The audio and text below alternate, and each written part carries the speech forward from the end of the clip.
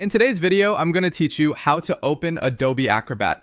If you're on a Windows computer and just need to get Acrobat up and running, this walkthrough will make it quick and easy. We'll use the built-in Start menu so you can open the app reliably every time. Begin by opening the Windows Start menu. You can do this by clicking the Windows icon on the taskbar, usually at the bottom left of your screen, or by pressing the Windows key on your keyboard. As soon as the Start menu appears, you're ready to search.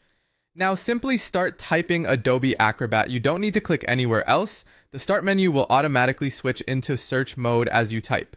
You should see results appear right away. Depending on what's installed on your computer, you might see Adobe Acrobat, Adobe Acrobat Reader, Acrobat, or Acrobat Reader DC. Any of these options will open the Adobe PDF application. The icon typically shows a red background with a stylized white A, which makes it easy to spot. When you see the correct app in the results, click it once to launch. Windows will begin opening the program, and you may notice a brief splash screen with the Acrobat logo. After a moment, the main Acrobat window will appear. This usually opens to a home or welcome view where you can choose a PDF to open, access recent files, or start tools like combine files or organize pages. If you reach this screen, you've successfully opened Adobe Acrobat. If your search doesn't show Acrobat right away, double check the spelling and give it a second. Windows sometimes takes a moment to populate all results. Also make sure you're looking under apps in the results list, since that's where the desktop program appears. If you see more than one match, pick the one labeled as a desktop app with the red Acrobat icon, rather than any web or document suggestions the search might show.